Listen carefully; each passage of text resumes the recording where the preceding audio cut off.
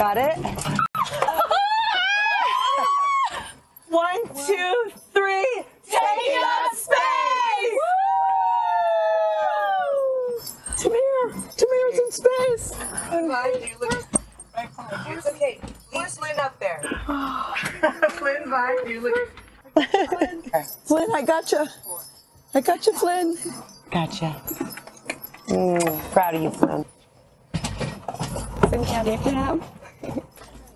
Oh, the moon! You guys, I will have to tell you, look at the moon. That's amazing. Wow, look at the blue line. Oh my gosh. Oh my goddess. Wow. Oh my That's our pink moon.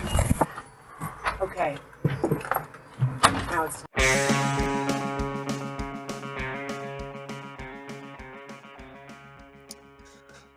Folks, we've done it. Mission accomplished. We got Katy Perry into space. Unfortunately, they're all trapped there. We're not able to get them all back. No, hello, David. Welcome to the show. Thank you, my friend. I appreciate I'm always wondering what's going on out there in this big old world, and I'm always happy to get the news right from you, Matlack. We've done it. We've gone to space. We've gone to the moon, gone to space. Well, you know, kind of low low orbit. Okay. And you know, the problem is, that was Blue Origin, Jeff Bezos's satellite launching company, doing a publicity stunt about how great it is. What did they say? Make space. Yeah, take space. And you know, I think it's true. The rich don't take up enough space these days. But this reminded me of the other time that Jeff Bezos tried to do this in 2021, where he had William Shatner, of course, from Star Trek. And I'm not going to preface this video. I'll let you interpret it as you will, as you, a human being, would. If you think this is an appropriate way to react to somebody you just shared what supposedly is a deep experience with. This is shocking to me. You know what the impression I had that I never expected to have is you're shooting up. Oh my God. Give me a champagne bottle. Come here. I want one. I want to hear this. Yeah. Oh, I want to hear this. Let me shake this up and spray. Oh, get Shatner a little bit with it. Spray it on the babes.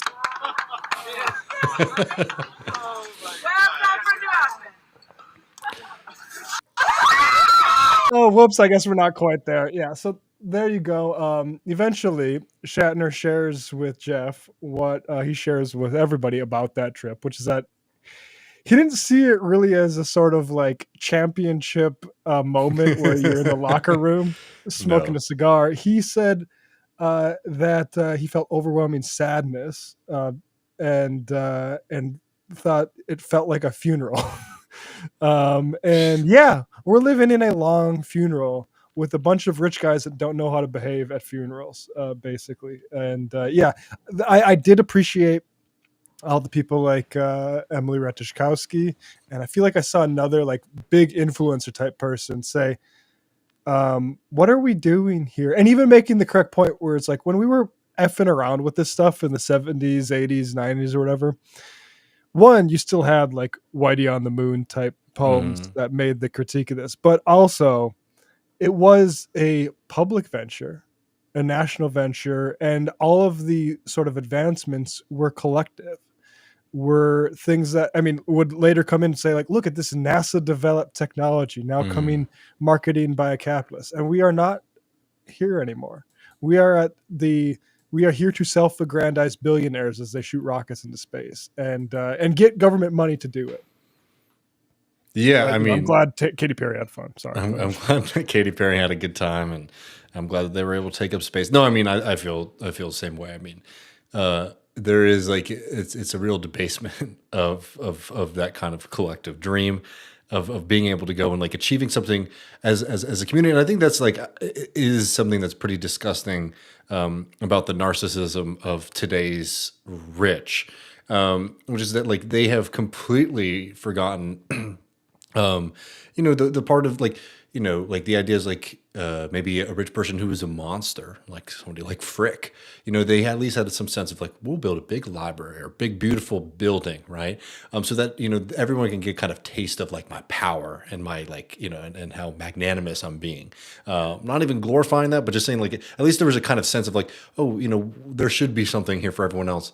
Now there is like a distinct like narcissism and nastiness to like the way that the rich consume. Where they're like, oh, people are just gonna want to watch me do this, and they'll be really interested to see if my makeup holds up. When I'm floating up in space. I mean, Right. truly, just a really sad moment. I think for many And then reasons.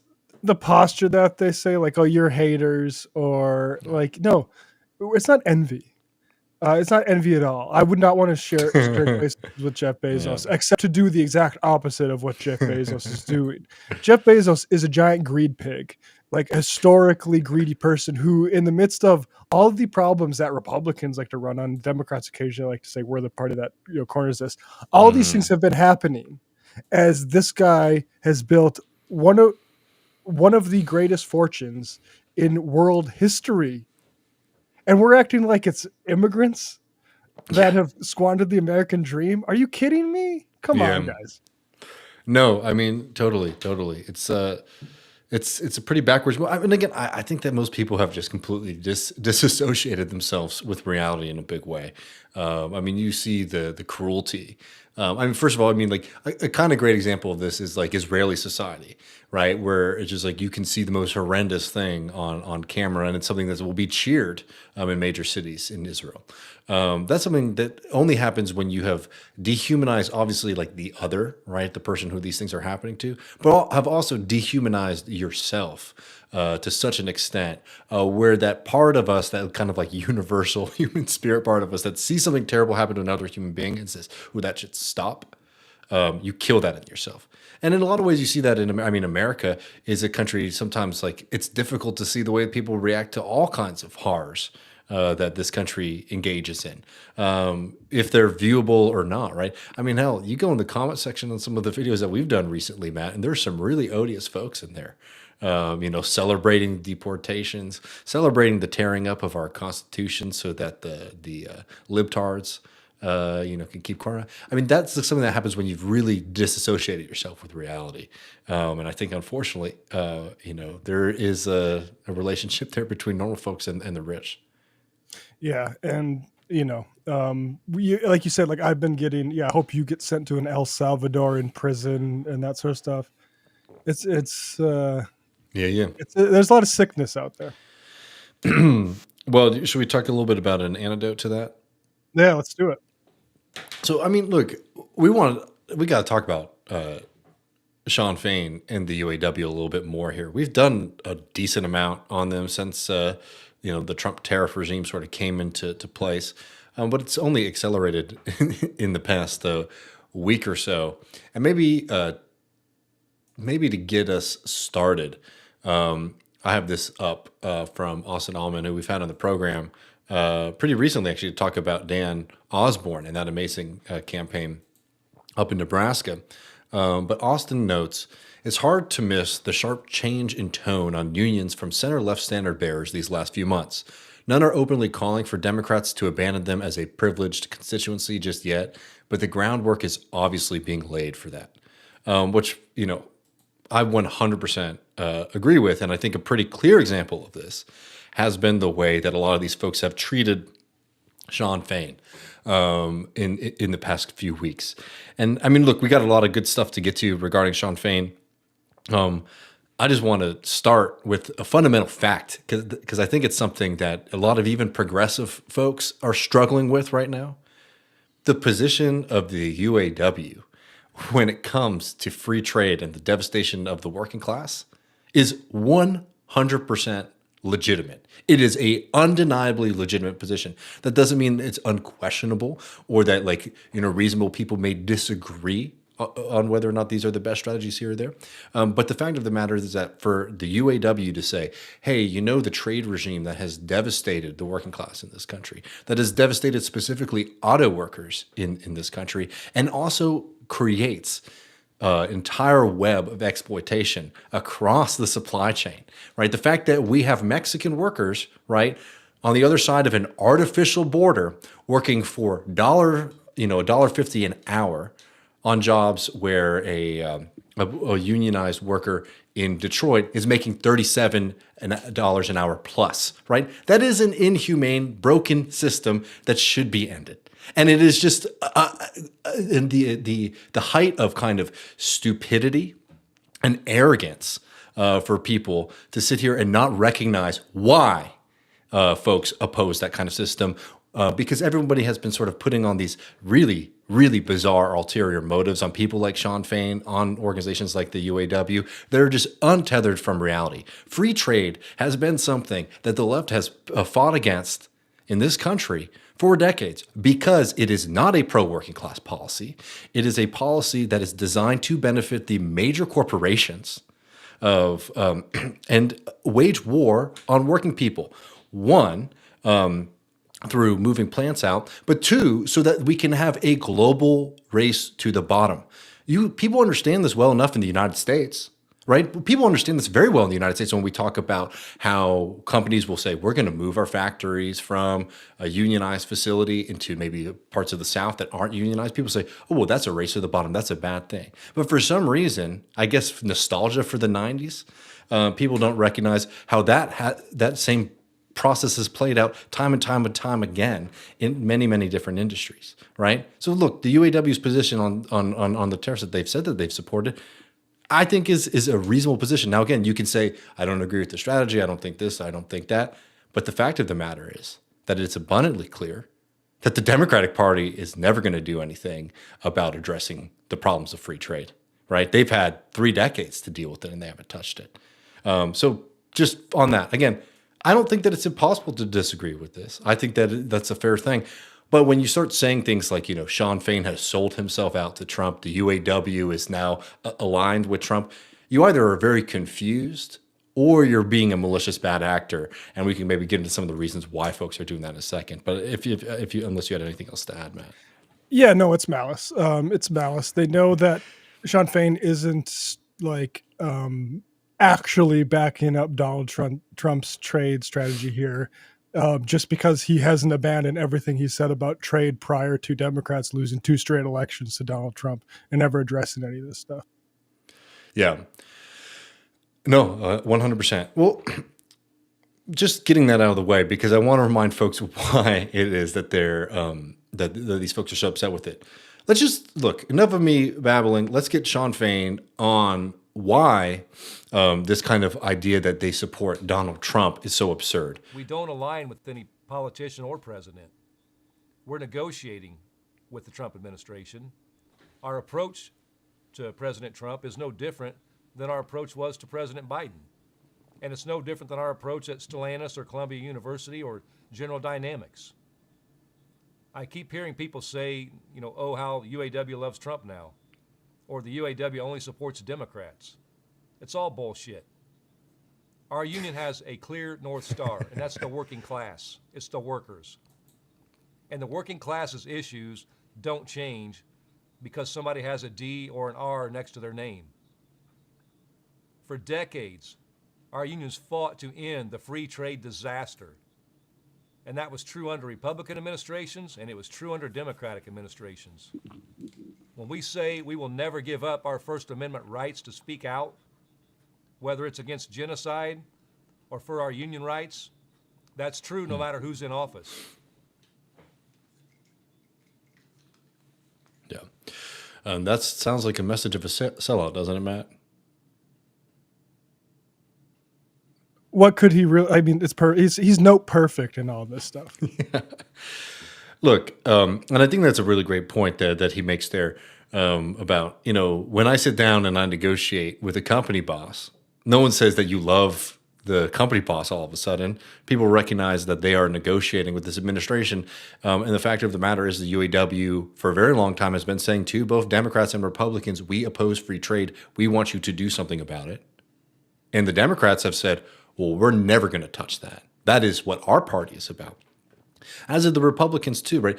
The fact, you want to talk about an amazing moment here is that people forget that like the Republicans were the drivers of NAFTA, right? They were the ones pushing so hard for this to come about. And it's because the Democrats have embraced NAFTA so much in the past decade, right? They supported it then, but they've embraced it and haven't wanted to touch any of the critiques of NAFTA. Now that it becomes this kind of partisan issue in people's memories that, the Democrats like free trade and the Republicans oppose it, right? That's something that the Republicans have been able to get around on because the Democrats support these systems full stop through and through. And yeah, the UAW has been saying to both Republicans and Democrats, do something about it. And the Democrats have refused to election after election, election after election. Now, are the Trump tariffs like probably going to be a good economic strategy? No, that's not, and that's what the UAW's position is as well here, is that like tariffs would definitely help. You need all these other things we can get to in a little bit, right? But the fact of the matter is that the first thing you're going to need to do to deal with NAFTA, to deal with the free trade regime is going to be a hammer, and you're going to have to smash it to create something new. And look, it might be a little wild. It might be a little bit of a chaotic thing. But the fact of the matter, specifically on like these auto tariffs in particular, right? This is like the first step of an opportunity to maybe build and do something different. Yeah, absolutely. And, I know we want to keep, I want to play Bernie talking to Trump's trade representative in the Senate Finance Committee about a week ago, because I think he prefaces this too in a way that really upsets some of these folks, but he's absolutely right. And he doesn't start by saying, I love free trade. I'm not a great fan of unfettered free trade. I helped lead the effort when I was in the House against NAFTA and against permanent normal trade relations with China. I will never forget a visit that I made to the Macadillo area in Mexico, where I saw brand new factories and literally Mexican workers living in cardboard boxes. And the result, of course, was the loss of hundreds of thousands of jobs, good paying jobs in this country, transferring them to Mexico where people work for horrendous wages. That is the type of trade policy which I detest. But I want to move to an area to talk about the legal basis of what President Trump has done. President Trump said, Mr. Greer, that he had no choice in terms of Canada, and I live 50 miles away from the Canadian border. He had no choice but to bypass Congress and to impose an emergency 25% tariff on Canada to stop, quote, the massive, end quote, amount of fentanyl and, quote, the millions and millions of undocumented immigrants coming from the northern border. Unfortunately, that's a lie. The truth is that the U.S. Customs and Border Protection reported just 43 pounds of fentanyl was seized at the Canadian border last year, representing just 0.2% of the total. Now, we could agree that 1 pound of fentanyl is too much. But if 0.2% constitutes an emergency, my guess is illegal drugs are coming in from every country in the world.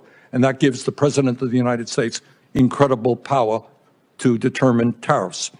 Further, he said he talked about millions and millions of undocumented immigrants coming from Canada. In fact, last year there were 24.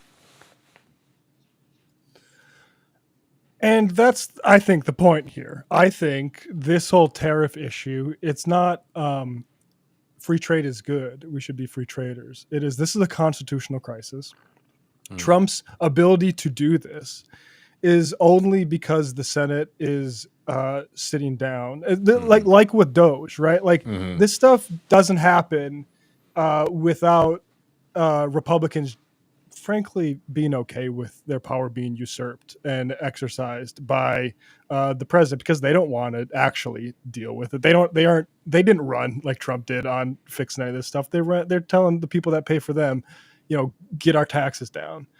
And yeah, I mean, the guy said ultimately, yeah, there is some fentanyl. We're really serious about it. It's Yeah. an insane lie, and history will record it as such, that we stopped trading with Canada because we accused them of trying to kill us with fentanyl. That's insanity.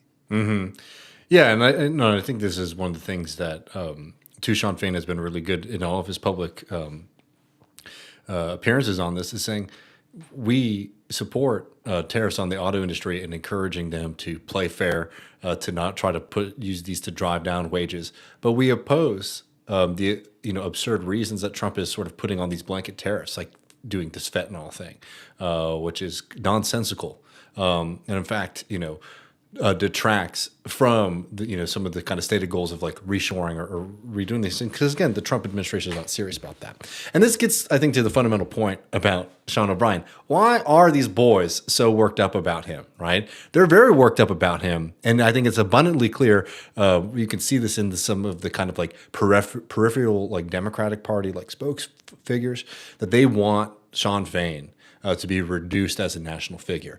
And I've seen a lot of progressives take the bait on it. But let's just get to this really quick here. This fella, Armand Domalowiski, who supported a lady for president who lost dramatically to Mr. Trump, said the Ross Perot was right t-shirt really is the crank cherry on the top of the crank sundae. A labor leader praising Donald Trump's tax hike on working people while wearing a t-shirt praising a right-wing lunatic is just so insane. That's a photograph of David Sirota's excellent interview with Shawn Fain. And I just responded and said, it's always happy to see Democrat Party freaks be honest about their contempt for labor. Now the UAW, like the Teamsters, really draws them out, which is very clear now. They want those folks to be sort of pushed away from the mainstream. They want them to be discredited. And they'll come up with all kinds of reasons as to why, right? But the fact of the matter is somebody like Shawn Fain is a direct threat, one, to the personal livelihood about these folks, but we won't cast too many aspersions there. But two, Shawn Fain is a direct threat to the political dominance of a certain kind of pundit class, a certain kind of consultant class within and around the Democratic Party that has been so devastating for Americans, has been so devastating for workers, and so devastating for the world. People who embrace the centrist religion, the third way, and free trade, which has been a disaster for working people across the board. Shawn Fain, unlike these folks, by the way, is somebody who is a charismatic speaker, somebody who's popular, somebody who has roots in the working class, somebody who has broad appeal, unlike, zoning regulation politics of the abundance bros, right? But if all you care about is just beating Mr. Trump, right? Fighting back, pushing back against the Trump administration, I couldn't imagine somebody better to have leading that charge than Shawn Fain. This is Shawn Fain in that same video talking about what we know about Trump. And I'll tell y'all right now, I struggle to think of a better example of somebody so clearly articulating the severity, the danger of the moment that we're in right now than what Shawn Fain said about Trump in that same speech. Because so far, here's what we've seen from the Trump administration. We've seen the destruction of bargaining rights for 1 million federal workers. That's not good for the working class. We've seen attacks on the National Labor Relations Board, including illegally firing a board member, leading to deadlock on workers' cases. That's not good for the working class.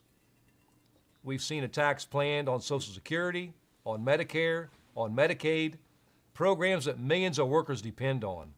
That's not good for the working class. We've seen the absolute trampling of constitutional rights. We have seen the First Amendment go up in smoke at college campuses with detentions, deportations, expulsions, and firings of people who dared to speak out against and protest against a war, just to call for a ceasefire. We have seen the right to due process disappear as working people are deported for no crime and no reason. That's not good for the working class. Mahmoud Khalil, who has now been detained for over a month for protesting the war, is a former UAW member. Grant Minor, the UAW president of Local 2710 at Columbia University, was expelled for protesting a war the day before the bargaining was going to start. Ramisa Ozturk, an SEIU member at Tufts University, has been detained for writing an op-ed. Kilmar Abrego Garcia, a sheet metal apprentice in Maryland, was deported for no reason, no crime, to a prison in El Salvador. We've seen the arbitrary and unlawful termination of hundreds of our members' visas, which may lead to their unjust deportation. And the list goes on. Yeah. I mean, you want to get a clear example of the distinct threat that the Trump administration poses, certainly to those individuals, but to our constitutional order, to the nation, to the country, to the working class. That's perfectly said by Shawn Fain. Yeah, absolutely. And, we are, Fain bros over here, but it is, frankly, union leaders. This is not out of character for them. Here is Sean McGarvey, North American Building Trades Union, talking about Abrego Garcia. We need to make our voices heard. We're not red, we're not blue. We're the building trades, the backbone of America. We built you want to build a $5 billion data center? Want more six-figure careers with healthcare retirement and no college debt? You don't call Elon Musk, you call us. North America's building trades unions. And yeah, that means all of us, including our brother, smart apprentice, Kilmar Abrego Garcia, who we demand to be returned to us and his family now. Bring him home. And the Building Trades Conference stands up for that. Yeah. Oh, NAB too soon is North American Building Trades Union.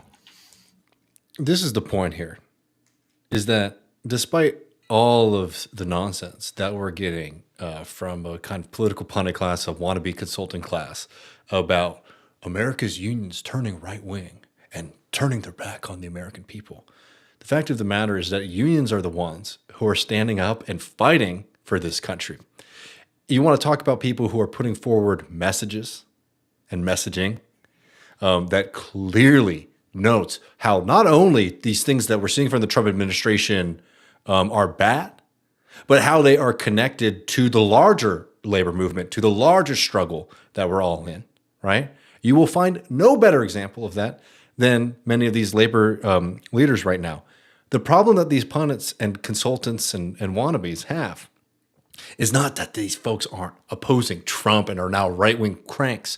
It's that the message and the critique of the system that these people are laying out implicates their bosses and their political party, right? Because the fact of the matter is, we talk about all this stuff at Columbia like it just fell from the fucking moon. No, we had the Biden administration and a Democratic Party in the state of New York who were waging war on these kids. Now we are seeing a distinct threat to our constitutional order because of the fact that the Democrats and the Republicans have been united at chipping away and threatening and trying to take away our rights to dissent from the genocide that's going on in Gaza, right?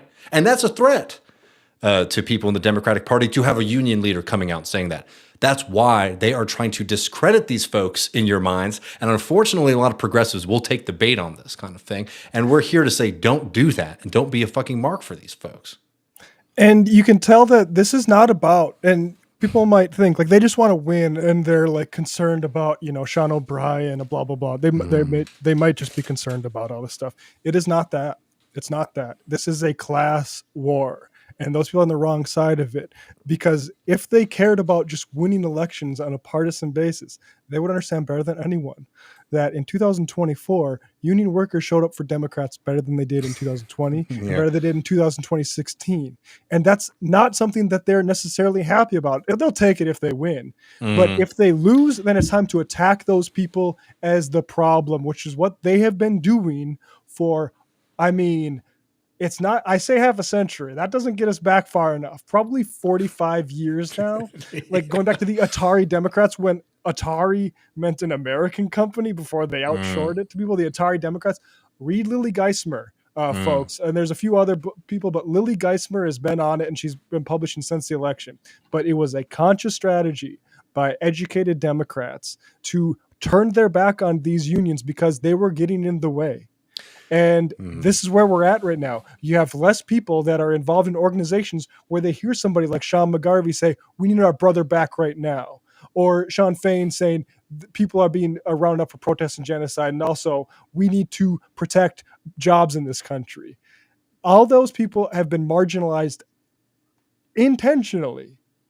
Yes. And that's exactly why we're here now. Yeah, and I think that they're, that's their hope that they'll be able to get away with it. I mean, the fact of the matter that the UAW came out and fought for Kamala Harris, is an incredible testament to how seriously they took the Trump threat, right?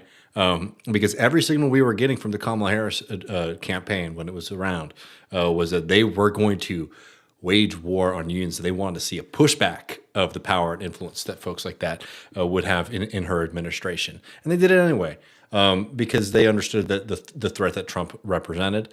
And now we're seeing them saying the same things about Trump, pushing back against him, and also saying, hey, yeah, this thing that we have been asking for forever, that the Democrats have refused to budge on because they are more subservient to Wall Street and the rich than us. But that they'll mention in campaigns. There's plenty of clips of Barack Obama. And Republicans are like, look at when Trump does his tariffs, they're like, look at Obama said he didn't like free trade. It's he said it. He didn't mean it though. Yeah.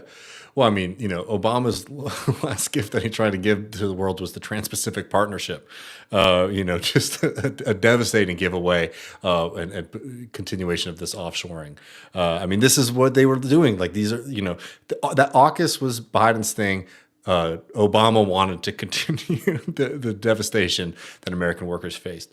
But look, a message about what we oppose is one thing. It's worthwhile remembering what we support. And on that, I think that this Shawn Fain live stream that he did last week is kind of something that everybody should spend some time, go about and read or listen to. I know it's up in Jacobin as a transcript. You can find it pretty easily on YouTube because Shawn Fain is speaking a lot of truth in that. I think he perfectly, and he has a long period where he explains the kind of tariffs they support, why they support the tariffs, what the hope is, what it would mean to actually fight for union jobs in America, where he says, again, that's not what Trump is doing. He outlines that pretty well. But this last bit here, I think, kind of connects us all because he's talking about the 4 core issues of the UAW. And it's something that very much excites me. It's a program that I can certainly get behind, and I hope that you can too. But we're not stopping at trade. Our message is simple. We're coming for our fair share across the board. And we've been very clear about what fair share looks like. It goes back to our 4 core issues. Number 1, a living wage for everybody. Not a minimum wage, a living wage, a wage you can support a family on. The second thing, health care for all. We can't keep living like this, where people can't afford to go to the doctor or risk bankruptcy.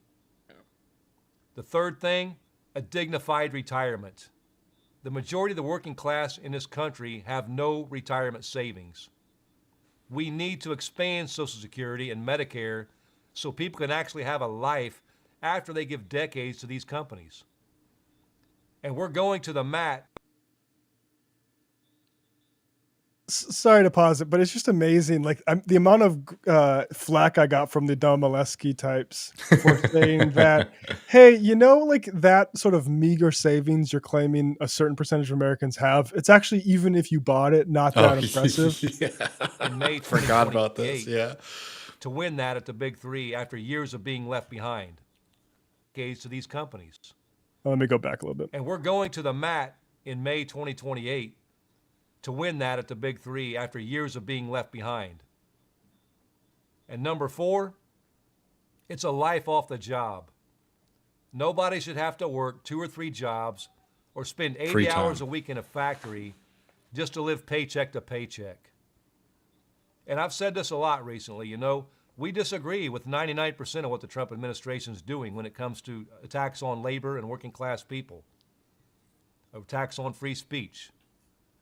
We are supporting national mobilizations against the Trump administration's attacks on federal workers and immigrants. We've joined lawsuits against the Trump administration's attacks on higher education institutions. And I cannot stress. I mean, again, this is why you know that they are fighting a class war, not a political war, because Yeah. anyone who is knows like the folks who have been hitting the legal hitting them with lawsuits to stop Doge and stuff. It's unions. The first one was unions and associated retired people. Right, like it's not like okay, like, and the Democrats love to take credit for all of that. Totally. How strongly we oppose this administration's attacks on our freedom of speech and basic civil liberties. We also oppose the free trade disaster. We oppose these policies under Republicans and Democrats, and we will support their reversal under Republicans and Democrats. We aren't going to change our position on ending free trade just because Trump's president. But no matter what party you voted for, understand this.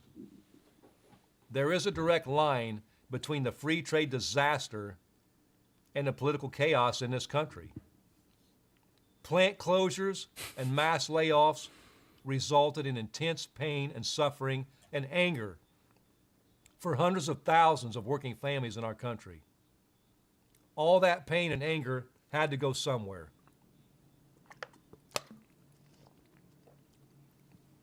A lot of it went to support Donald Trump for president.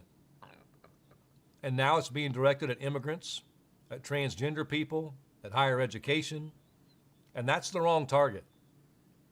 The right target is corporate America. And the sooner both parties understand this, the sooner our country will begin to deal with our real issues. We need to build a political movement that can put the working class first. And to do that, we're going to need working class people to step up, to speak up, and take on corporate America, from the bargaining table to the ballot box. No matter who's on the other side of that table or in that office, we're going to have to stand up and stand strong with integrity on our issues. I mean, I think perfectly said there. I mean, the demands are simple. They're good. They're mobilizing. They're motivating. The connection to a lot of the chaos, confusing, strange things around us, to these trade deals, to the unfair economic system that we live in, to corporate power. I mean, Shawn Fain is out here in public talking in a way that I find to be one of the most exciting and accessible ways that we're seeing anyone on a kind of major national scale talking about politics, right? And there's a reason that people are coming at him. And the fact of the matter is, what these folks don't get, right? The Democrat consultant class guys who are trying to turn you against Shawn Fain, is the fact of the matter that even if you disagree with Shawn Fain on the tariff issue, right? I'm not going to recap all that again, but like, even if you disagree, right? You can say, well, you know what? I appreciate that they have integrity on this issue, that they're going to stand up and they're going to hold the same position, and they're not going to sort of do political favors. They know who they're representing, and they're representing the working class, which is why I trust them when they say this is going to be helpful. This is what we believe. Credibility and integrity are something of a toxic brand for many Democrats. So it's very clear why they don't understand why that might be something that has meaning and value to everyday folks. Yeah, I mean, I have a couple bits here. Just to, this is from Eric Blanc, who had a good article about this today. And just if you weren't, sold on the tariff thing, he writes, for that reason, Shawn Fain and the UAW are justified in pushing for selective tariffs to rebuild American auto. Capital-intensive jobs have long been a crucial target for unionization, since they have a high ceiling for wage growth and provide their workforces with a high degree of disruptive power. And policy efforts to reshore industry could do wonders for the collective assertiveness of auto workers nationwide. Constant threats of factories moving abroad have sapped the fighting spirit and expectations of manufacturing workers nationwide since the late 1970s. Once capital flight is perceived to be less of a threat, workers will be more willing to act on their hopes, not just their fears. And it makes sense for unions like the UAW to push hard for reshoring. He also has an interesting graph here, a few of them, but this one I thought was, it's not the sort of, you shouldn't just glorify manufacturing work for manufacturing work's sake. The reason that, and I have a graph up here for folks just listening, that shows manufacturing workers having higher wages than non-manufacturing workers. And it is interesting how you do notice all wages going down, starting up about there, and none doing terribly well. But around 2008 or 2005, finally manufacturing fell under non-manufacturing jobs, and that's because it got less unionized and unions were gutted. And but Shawn Fain, what he said there about moving to the real problems and away from the fake issues, whether it's immigrants or trans people, whatever, like those are witch hunts, and witch hunts come at a you look at the 1690 witch hunts, there was coups and stuff going on in the high politics as well. Like this sort of stuff, it's used by people to, I mean, it sounds trite, it sounds cliche, but to distract away from exactly what Fain said, which is that a lot of people had their fucking lives ruined in the past 15 years by capitalism because it took the house out from over their goddamn head. And we've spent basically this entire time acting like, ooh, what's their problem? Why is everyone so freaked out about this? Because you made choices, and those choices have come back to bite you in the ass. It's not their internalized whiteness and white rural right. It's everyone just got more racist. Yeah, it's so nuts. Yeah, no, I mean, exactly right. So don't fucking take the bait, y'all. And I know our audience is smart, so they won't. So tell all your friends, don't take the bait. And when you see people push this nonsense, push back. I know sometimes, this kind of online debates can seem a little trite with everything going on, but there is an effort right now to try to pull the rug out from the momentum that we're seeing from people like Shawn Fain, from people in this labor resurgence. They don't want those people to dictate our politics. They want those people in the backseat where they prefer the working class to be. And a big part of our work here is making sure that that never happens again, and pushing back on those people in real life, in politics, and in media, and yes, in social media is a part of that work. Yeah, if you're still on Twitter and those sorts of things, I have another recommendation for you, Jimmy IUPAT. Yeah, our boy. He's a great tweeter. Should have way more followers. But when union leaders do shit like this, hit them with a retweet. Oh yeah, right. Come on now. All right, folks, we're going to take a trip. We're going to go over to the beautiful state of Colorado and learn a little bit about abundance. I know you've been to Colorado. Have you spent much time in Denver? I've spent a little time in Denver. I mostly am in southern Colorado when I'm there, but yeah. Denver was the first non-Minneapolis big city I went to. Wow. I went to as part of a high school journalism convention in my senior year. And I got to say, always the flat land going right up to the mountains is such a bizarre thing to witness, like sort of on a drive. But excited to talk to Grace here. It's a beautiful state that deserves better politicians, and we're going to get at with Grace. Exactly. I by the way, I did mean to commend you on the naming of the show with AbunDUNCE. Yeah, exactly. There we go, folks. All right, folks, enjoy. Welcome, Left Reckoners. I'm Matt Leck. With me, as always, David Griscom. Hello, David. Hey, friend. How you doing? I'm doing very well today, and we are joined by Grace Thorvilson. Grace is a mother, political consultant, and community organizer based in Denver. She recently wrote a piece in Colorado Newsline. Colorado is not immune to anti-vaccine sentiment, with increasing numbers of measles outbreaks. Coloradans have reason to be concerned, which piqued my interest, but we'll get to that later. First, Grace, as a Coloradan, please explain Jared Polis. What is going on with that guy?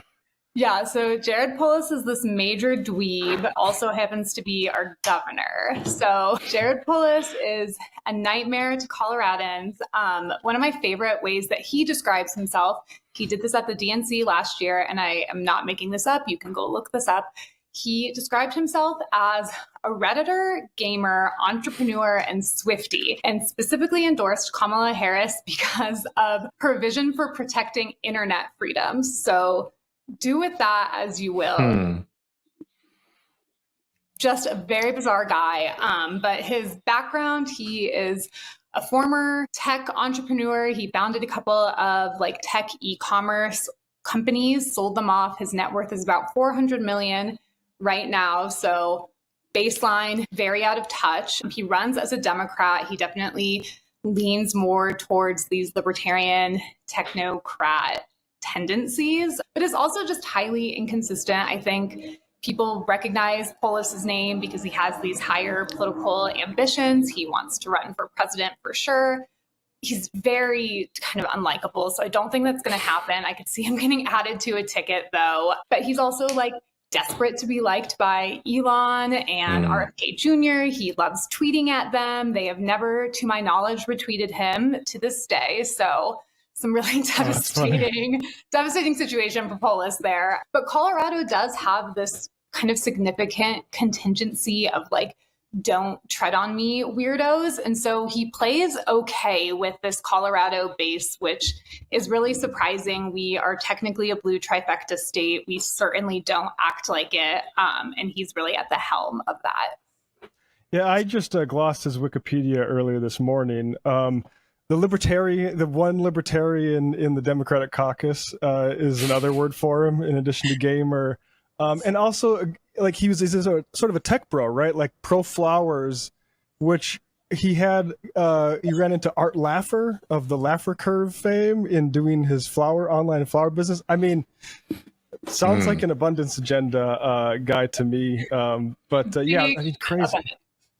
Yeah, go ahead, David. I mean, Grace, we've done some stuff on Colorado in the past, but I think like it's kind of an interesting place, like both historically and politically. I mean, can you sort of slot him in like maybe Colorado Democratic politics? Is this like a kind of unique figure sort of popping up from like the tech bubble or industry in Colorado, or is he sort of part of a longer like Colorado political tradition?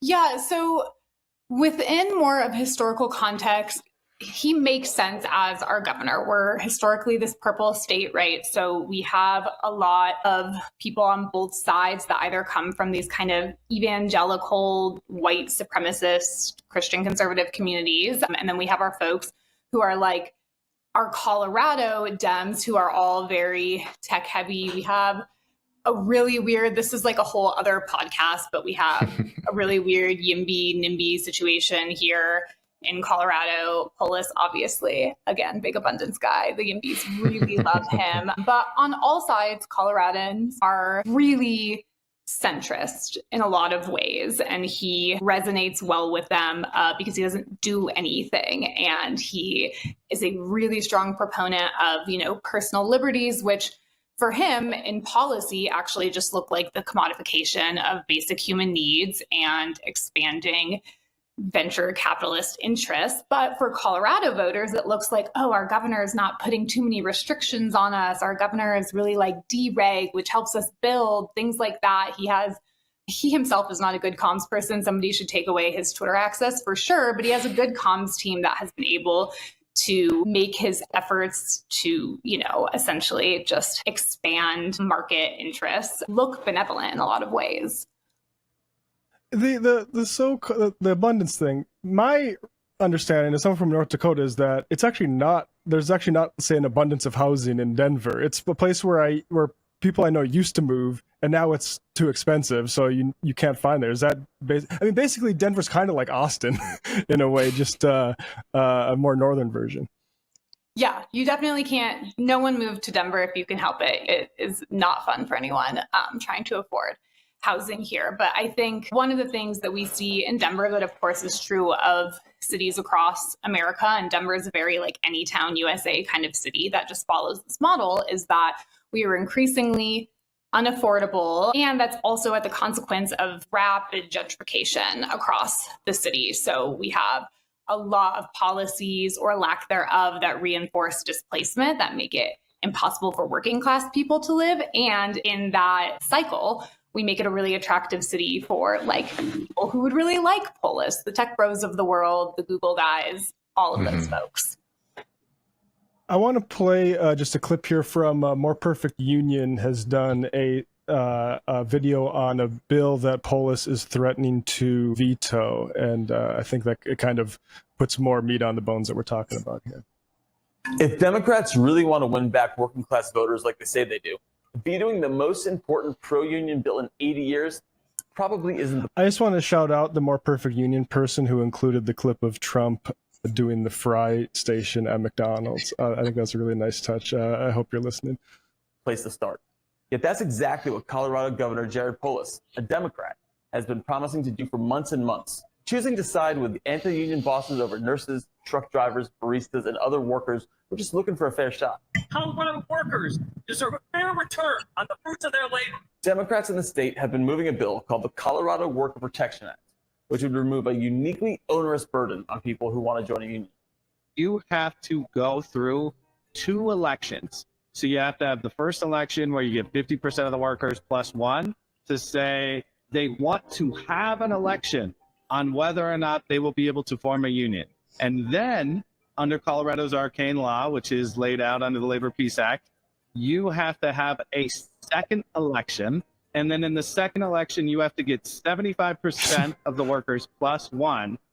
The requirement for a second election opens up workers to harassment and more prolonged union busting. Not only that, but nearly a third of second elections fail. This bill would remove that requirement and actually honor basic democracy. Just skip a little bit ahead here. The upshot is that Colorado, a blue state, has a union density that's 22% lower than the national average. The bill is support of Democrats in the legislature. It would pass through easily if Polis agreed to do it. But instead, he's been echoing Republican and union buster talking points. I think it's a model to states that are right to work or close shop, that there is a third way. And if there is a different compromise other than the Labor Peace Act, then I'm supportive of. So a third way. Where have we heard that before? Secret third way that no one knows about except for Jared Polis, and here we are just trying to guess. Is he going to wear out some of the sort of, Colorado vibes that people just by going against? Because, I mean, look, we see people showing up for Bernie and AOC in Idaho and stuff like that. There is a sort of anti-oligarchic thing. Am I being optimistic to hope that maybe that sort of thing, the clock is ticking on this sort of thing? Yeah, so it's interesting. I mean, the Labor Peace Act situation is a really good example where this has been in law since the 1940s. Unions have known about it for a very long time. Union organizers have been banging this drum for a really long time. And nobody has really wanted to pay attention. The political will to even run this bill in the first place took decades of effort. And that is kind of the speed at which Colorado politics tends to move. It takes a lot. So I'd be surprised if this was the thing that really turned the tide for Colorado. But I also am hopeful. I mean, for Polis specifically, I love that More Perfect Union did this because he responds to national pressure. He does not respond to pressure from within the state. Whenever we want to run a bill in Colorado, we have to think really thoroughly about how he's going to respond, how we're going to be prepared when he tries to veto it. He really does threaten to veto most good pieces of progressive legislation in Colorado. And if it's worth the effort of our grassroots organizations and our partners to put into a bill that's going to die anyway, like he does not respond to us as Colorado political workers. He does respond some to national pressure. The flip side of that being because it is related to his higher ambitions to run for president or VP, whatever he decides to do. He knows that he's not likable enough to amass critical support on a grassroots level across the country. And so he does have to stay in the pockets of business interests. So that's his reasoning for vetoing this specific piece of legislation. It's his reasoning for vetoing a lot of great pieces of legislation that have died on his desk in the past, because he knows that he needs their money. And so I think that's the message if Coloradans can really start to understand that might turn the tide more than anything, is that we have these baseline common sense pieces of legislation. This rule in Colorado is so arbitrary. It's so unique to Colorado. There's absolutely no reason it needs to exist in the first place. And it would be a really easy bill to strengthen worker power here. And the reasoning behind something like this dying on the governor's desk is simply because he wants the money of business interests. And so I think, I don't know if that totally answers your question, because I'm not super hopeful that any one thing is going to move Colorado in the exact right direction. But I hope that people are paying attention to year over year since Polis has taken office. And this also happens with our senators. Our senators are among the most likely to vote aligned with Trump in the US Senate. Like, this is not just a Polis issue. These are all of our federal delegates, and a lot of our state legislature has the same problem as well. And if people start kind of following the money and paying attention to their commitment to these capital interests, I think that will hopefully start to catch on. I mean, that's very interesting, especially the eye he has towards national politics, because that's something we've talked about on this show a lot is, oh, this is a solidly blue state. Why is it not? Why is it still like a capitalist hellhole? If you guys uncover the answer, let me know. It seems to be done with these abundance guys, but unless you have more on this Jared Polis stuff, we can, David. Let's. I gotta say, I love this third way thing in the sense of it being a kind of perfect encapsulation of a lot of these kind of like tech adjacent folks who are like, oh, you know what, we're going to come up with these new ideas, right? The new ideas are just sort of like making it as hard as possible for people to be in a union. And that's how we're going to revitalize the national economy. I mean, it's pretty nasty stuff. And one of the bills too, I'll say that is going to end up on his desk that I also think he'll likely veto. We're trying to ban algorithmic rent pricing. And so it's really interesting, like his commitment to these tech lanes. It's screwing us at all levels for sure. You know, I mean, God, I'm sorry, I don't want to get sidetracked on this, but like Colorado is such an interesting state to me because like there is, you know, the very like kind of western frontier, small rural part of Colorado. But then, I mean, it's also such a tech hub. And I can't imagine that these things vibe so well politically together. But I guess it's just because power sort of concentrate money and power sort of concentrate in one part of the state must be a big part of it.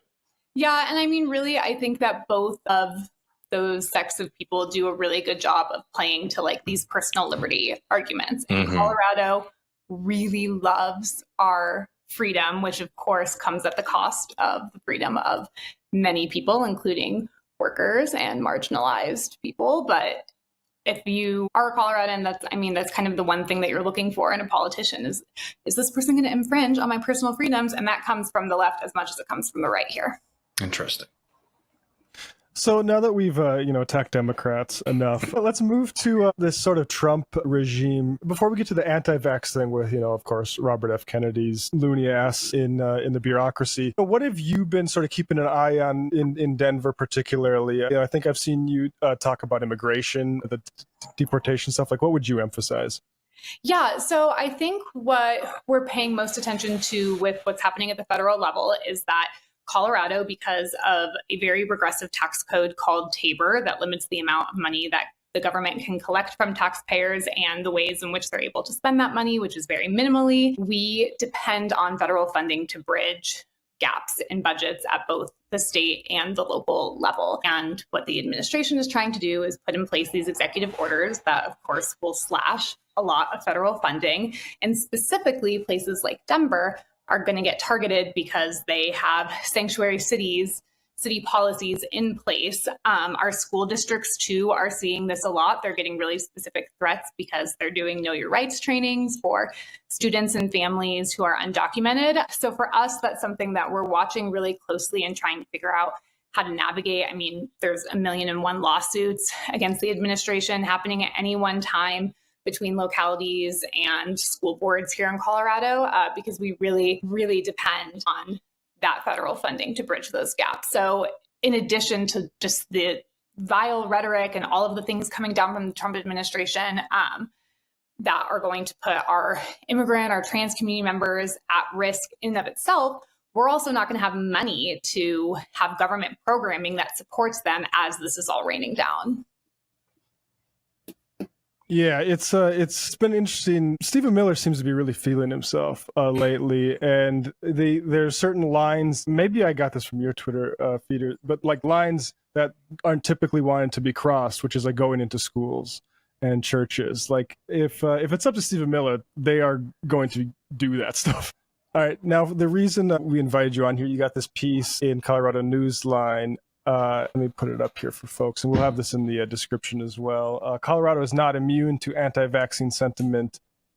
And actually, it's funny because anti-vaccine stuff 10 years ago, kind of like a left-coded thing where Colorado might be one of the prime suspects you thought of. And now it's, I feel like Maha has sort of monopolized all the energy, but there's a little bit of Maha curiosity in Colorado. Yeah, absolutely. I mean, one thing about Colorado, if you're a chiropractor and you're watching this, this is the state for you. You will never be broke. Our Coloradans love functional alternative health practices. We have a lot of men here who eat meat off of cutting boards. Like, Colorado is so susceptible to this bullshit. But, historically, like we were talking about Colorado being this purple state, we have been in access for these two undercurrents of the anti-vaccine movement, one being like the Christian conservative groups that won't vaccinate their kids for religious reasons, the other being, like the hippies, the functional alternative medicine folks. Because this movement is so mainstream now, I don't know that that distinction even matters as much because the Venn diagram has really become a circle over the years, but it has obviously really deadly consequences. Yeah, I mean, what's your general assessment? Like, I see things, I find it very frustrating because, one, I don't want to see Mark Zuckerberg, massively ban people willy-nilly for, censor people. At the same time, I find it really frustrating that monetizing vaccine anxiety became a front line for free speech. And I also look across the world and look at what our Pentagon did to China, which was to spread anti-vaccine sentiment against the Sinovac vaccine. And I wonder, I think ultimately the best case scenario, which is no stick in any of this stuff, it would be a public health system that everyone is connected to. Am I speaking like your language on this sort of stuff? Yeah, that's definitely correct. I mean, the solutions to this are systemic. They're budgetary, of course. Public health departments need full budgets in order to do public health releases and public health programs.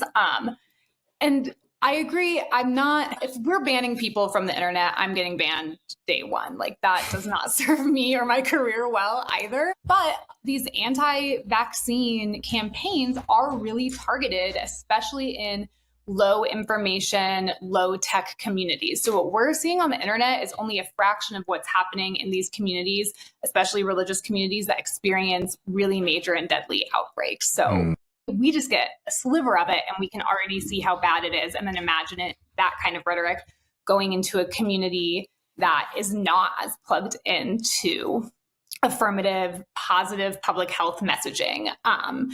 And it is really unfortunate. I mean, when we first started trying to run pro-vaccine policies specifically related to school entry in Colorado, which was years ago, we started in the mom groups on Facebook that were a huge thing at the time, because that is where we would see the genesis of a lot of this anti-vaccine rhetoric. And we would see in real time how it grows. And it just starts with, well, I'm just asking questions. And then before you know it, we have parents who are delaying vaccines, who are denying vaccines for their children. And so it really tumbles so fast, which is why it's so important to have preventative and affirmative messaging at the get-go. And our public health system just doesn't operate functionally enough to do that right now. Yeah, I was talking to my parents, and my mom's from rural North Dakota. I mentioned all the time, and they're talking about how there used to be hospitals there, and it's like, it's so fucking, it's just like, it's just a collapse of society, but played over a half century. Like, how could Hankinson, North Dakota, support a hospital in the 70s and 80s, and all of a sudden, you got it. What if you have a heart attack? Like, you can't get the Fargo in, like, it's just, and all that stuff. It's like, look, I love, skeptic messaging, Skeptics Guide to the Universe, love that podcast. I think people should be pro-science and all that stuff. But it really feels like trying to bail out the Titanic when people don't have a relationship to medicine like that. Mm-hmm. I just want to add just real quick that one thing too that I think is worth remembering with a lot of this kind of stuff is that people are being sold like products too. Like, the big thing is like, oh, these are just conversations about like, oh yeah, everyone says like, just doing my own research and just like asking questions, which is fine and fair enough. But what happens is you get met by a whole host of people trying to sell you a whole sense of either products or like courses on how to like improve your own health, right? This is not something that is just sort of like a community of people chattering. It is like a big business actually, and a growing one in the United States. Yeah, absolutely. And I mean, that's the reason I think that parents are so susceptible to this, especially moms, especially like stay-at-home moms, because a lot of these businesses are MLMs. That's how they target people. That's how they bring people in. It's very intentional. Yeah, I was gonna see Joe Rogan plugging his Onnit Labs, the nootropic pharmaceutical company he sold to Unilever, this independent media guy we got out here. Grace, where can people follow you if they want to keep plugged into Denver politics? Yeah, that's a great question. You can follow me on X, the Everything app, formerly known as Twitter, but I don't know my username. I'm looking it up. Okay, Grace_ELIZ1. There you go. Grace, thanks so much for your time today and all your work. Thank you.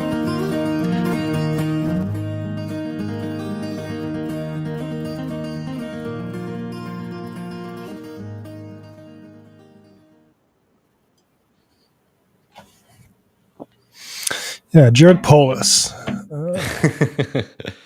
A big winner. Probably the 2028 Democrat nominee for president if the trajectory we're on. Oh yeah, no, 100%. Well, before we get over the post game, we got a little story to do. A little peek into the future. We got a full-on Senate race here in the great state of Texas, Matt, that is about to entertain us for months. If it doesn't depress us too much. With Colorado, the story is kind of a little bit easier because it's like, oh, he's a libertarian millionaire guy. Like, okay, we see what's going on here. With Texas as conversely a deep red state in all matters, the schisms are much harder to follow. I will actually, I could spend way too much time trying to take us through it. Let's not bury the lead here. Attorney General Ken Paxton has announced that he's running for Senate. And I mean, he's been floating this for a very, very long time. He'll be taking on John Cornyn, senator from Texas, senior senator from Texas. And we got some clips and some video to play, but it's going to be very interesting to see how this campaign runs out. Now, this is one of the things that you got to remember, one of the really depressing parts about Texas, because our politics are so uncompetitive. The folks who decide what the future of this state, and in many ways the future of the country, will look like are the extreme minority. And that extreme minority is just Republican primary voters. Because despite the fact that this is probably going to cost the Republicans a shit ton of money, I have a feeling that the Democrats aren't really going to be able to take too much advantage from it. But as you were saying, Matt, the schisms in this race are absolutely insane. And we can get into them a little bit. But for people probably, John Cornyn isn't as splashy, I think, as a politician. People might actually know Ken Paxton more in terms of name recognition because, for folks who don't remember, he's one of the guys who was suing to deny the election results in 2020. He's the one who's trying to sue to shut down migrant centers and Catholic church charities that are helping feed people who are hungry or people who need shoes or jackets in the winter. He's somebody who has threatened to try to pursue people who flee the state of Texas to get an abortion, amongst many, many other things. He's also corrupt. He has been impeached. He has those FBI, that ongoing, very much likely dead under the smart folks in the Trump administration. But, long time investigation by the FBI into his financial dealings. Ken Paxton's a pretty famous guy. John Cornyn, longtime senator, but he's a little bit more quiet. Anyway, he's less of a splashy figure. Anyway, this election's starting up. We'll be watching it closely. I want to give people a little taste of the introductory ad for Mr. Ken Paxton here, because I was asking Matt beforehand. Let's keep it clean. We're all friends here. We're all friendly Republicans. Yeah, let's keep it clean. And it's interesting to see what are the important issues in Texas politics in 2025. I mean, there are a lot of things, a lot of questions that we need to tackle here. Let's make sure that, the most important things are getting to the top. Let's see how you introduce the need for you to run for Senate.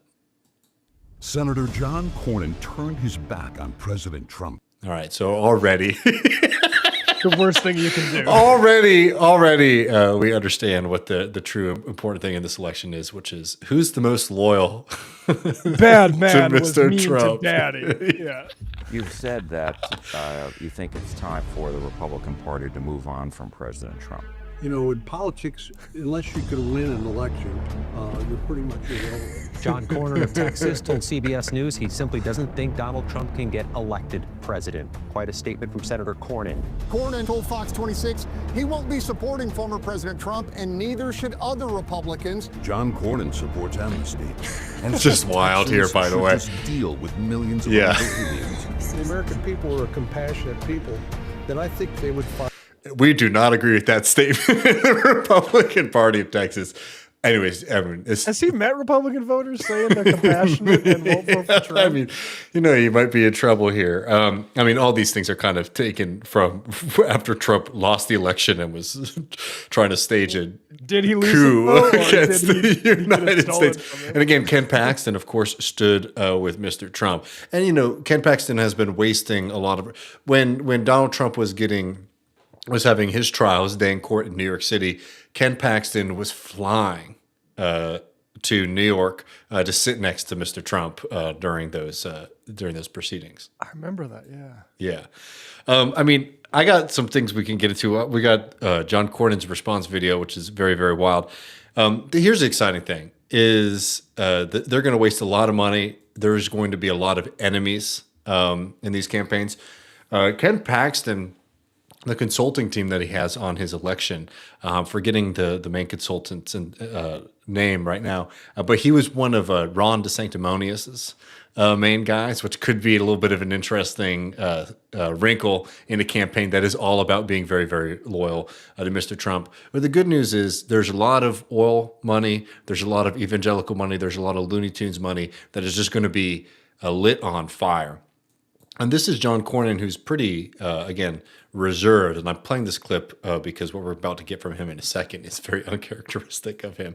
But this is him almost immediately after the Paxton news came out. Obviously, Mr. Paxton has a checkered background.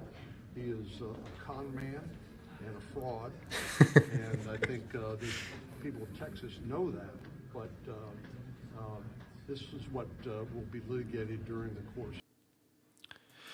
And we'll see how well it's litigated. For people...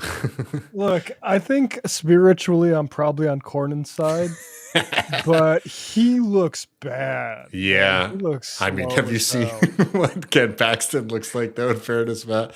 I did before we went live, and it also not very good either. I mean, it is going to be...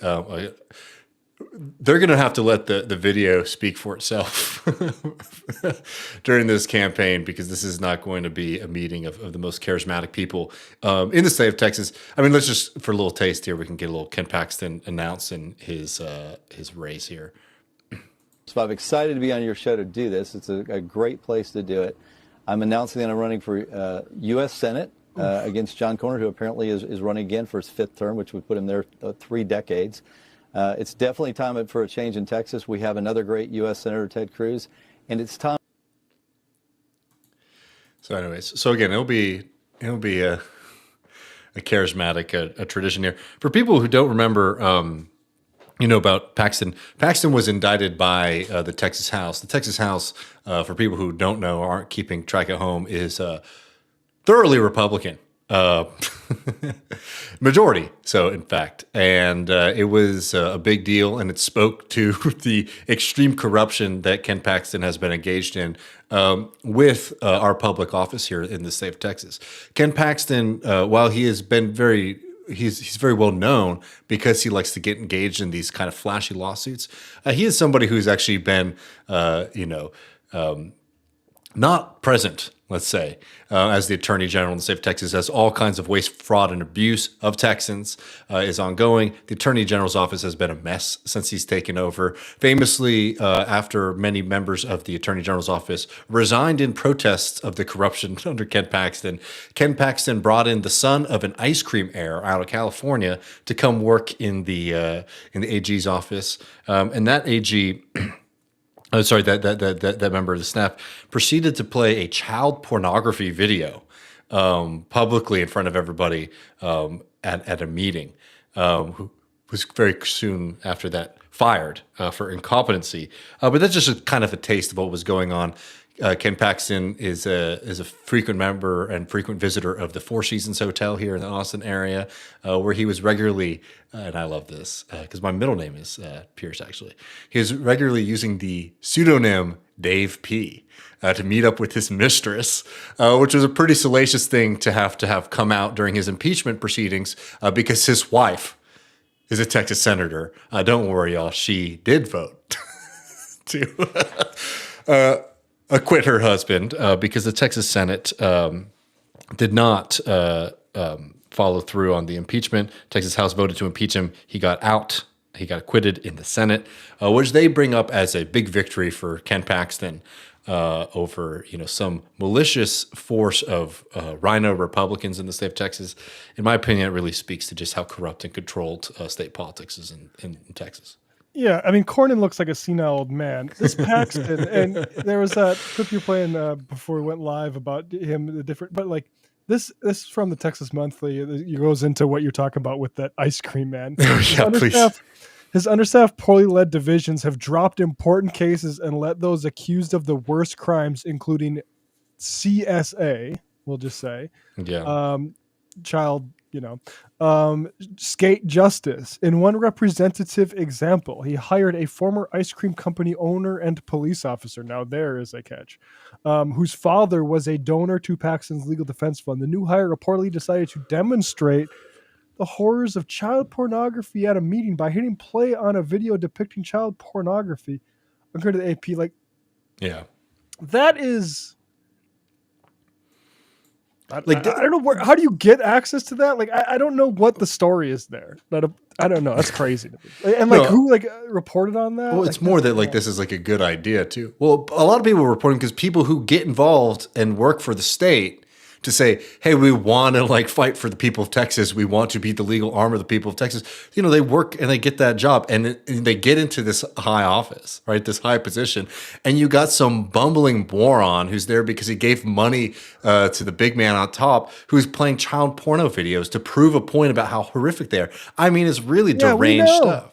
Yeah. You know that those are horrific, bro. You don't need, leave QuickTime closed, please. So the reason that they're mad about John Cornyn, has been, that one, he didn't buy into this whole election fraud thing that Trump got into after 2020. And two, after Uvalde, after the brutal massacre of children at elementary school, where our police force here in Texas stood around, hung out, or sending pictures to one another, as somebody who had been flagged was a very clear and present threat to the community before the shooting, right? Went and purchased the firearm and shot up a bunch of children, right? After that happened, and a lot of people thought maybe there will be a change in gun laws in Texas. John Cornyn had the temerity to say, hey, you know what? I support some background checks on the purchasing of firearms. So it's going to be an interesting race. I have to share this video before we let y'all go, just to remind folks who need a reminder about how insane and depressing Texas politics are. Cornyn's no good guy. Let's be very clear about this. This guy is a Republican through and through. He only might seem like a more reasonable person because he's up against some of the, people who, we were talking about earlier, integrity, right? Some of the people who have absolutely zero integrity and backbone. I mean, these are people who have bent over for Mr. Donald Trump and do everything that he says. People who have been engaged in some of the worst corruption we've seen. And that says a lot because Texas is not known for being a squeaky clean state. Anyway, if you want a kind of preview into how nuts this campaign is going to be, John Cornyn, who we played that video of him sort of talking sleepy, is not really somebody who's like a bomb thrower. One of the first ads that I've seen from the campaign they put out here, and you'll never guess what it is about and what it is that they're accusing Ken Paxton of. And frankly, absolutely wild to see this angle and line of attack against Secret Ken Paxton. Sharia. Ken Paxton, Secret Sharia. The East Plano Islamic Center is designed to be a safe haven for Sharia law. It's Attorney General Ken Paxton's job to stop Sorry, just them. pause it real But quick. Like, Paxton's it's too funny, Yeah. like, because you have to say it's a safe haven for Sharia law. Because if you're just like, oh, a place for Muslims to, Yeah. you know, practice their religion, it just sounds normal. And to most people, they have been up in arms about this place forever. We've played some stuff about them talking about it. I mean, they have created this wild story. There's basically like a colony. Yeah, just like, you know, and what it is like a little condo center that's going to have like a basketball court in the middle of it and a mosque. And they've been trying to find ways to stop it. But the fact of the matter is that, like, if you want to build a property and you own the land, like, you're allowed to build a property on it. It's called the free market and personal liberty. But anyway. Attorney General Ken Paxton's job to stop them. But Paxton's too corrupt and compromised to protect Texans. I mean, that's... Paxton is being defended by the same lawyer who's representing the East Plano Islamic Center. I'm still being represented by him, and he's representing clients that we are. All right. So there we go. It's going to be a lot of fun. I'll be excited to see where this goes. I can't imagine it's going to be of much benefit to us good folks here. I just hope it gets really, really nasty, or continues to. I just hope they spend a lot of money. I mean, this is Yeah. great. Do this for 6 months. Maybe without the collateral damage of these like folks trying to like build Maybe a community, leave them Muslims out of it. Yeah. But other than that, I'm all here for this GOP civil war. Folks, well, with that, we're going to go over the post game. It's not over yet. Patreon.com/leftreckoning. Matt and I got some fun videos. I think a little Jordan Peterson, much, much more. We'll be taking some questions from all of you, our lovely patrons and supporters.